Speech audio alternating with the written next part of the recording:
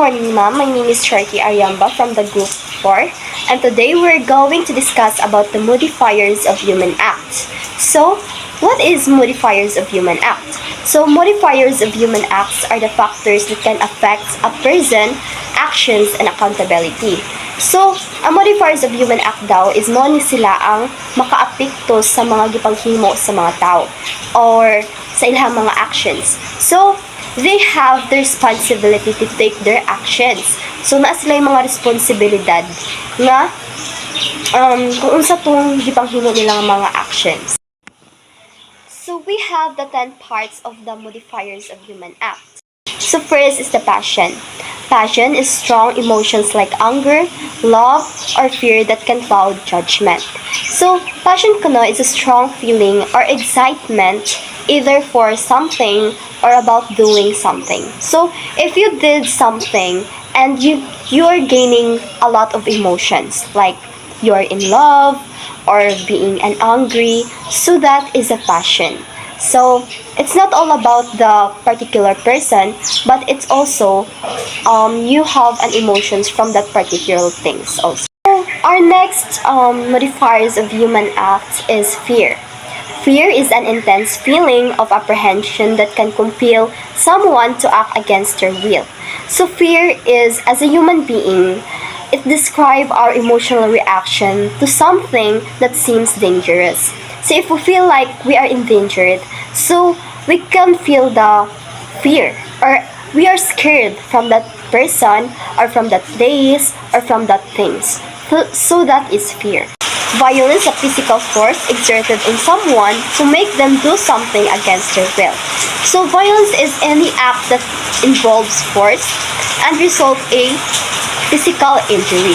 So for example, you're very angry from that particular person, and then because of that angry, you did hurt them, and that can cause a physical injury. But the violence is not also focusing on physical violence, but also in emotional violence. So that is a violence.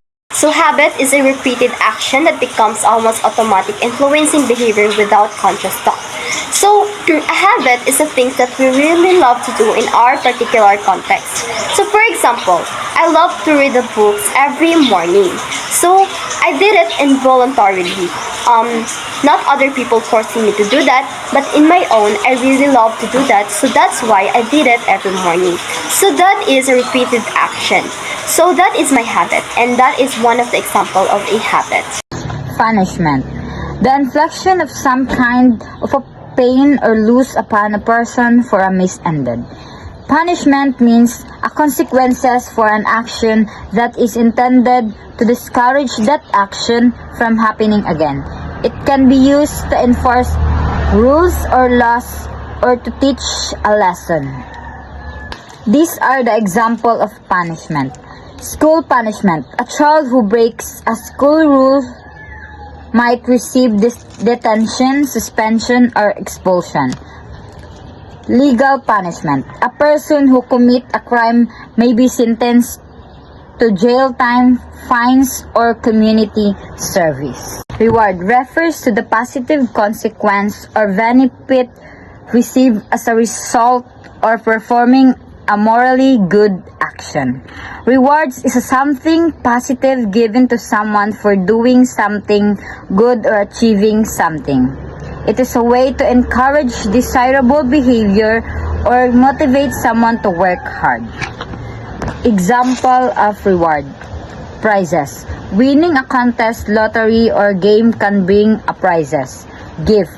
Receiving a present for a special occasion or for doing something good. Friendship. Building strong bonds with others through shared experiences. Promotion. Being given a more responsible position or a higher level of authority. So next is intention.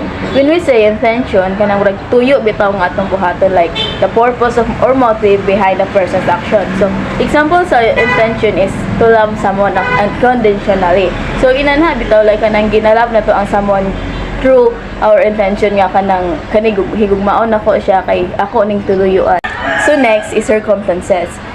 It refers to the specific details or conditions surrounding a person's action that can influence the morality or ethical quality of an act. So, when we say circumstances, is kahimtang ni siya. Like, for example, coping with anxiety, managing grief, or struggling with low self-esteem.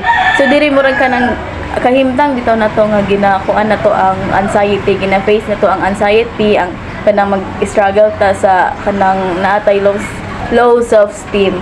So next is ignorance. Refers to the lack of knowledge about the moral implications of an action. So when we say ignorance, like ignorante siya, like kanang when magklase bitaw sa science, tapos na ay mga physics, na ay experiment niya, first time pa nato nadunggan or nakuan nga, mingon nita nga ay okay, di ay inan.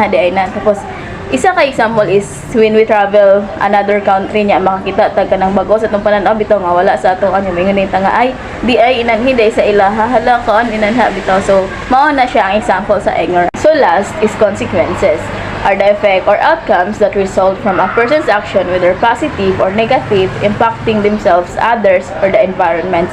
So when we say consequences, kay kanang kahihinatnan bitaw. So for example of this is kanang maka-receive ka og lower grade kay wala ni magi-complete imong homework.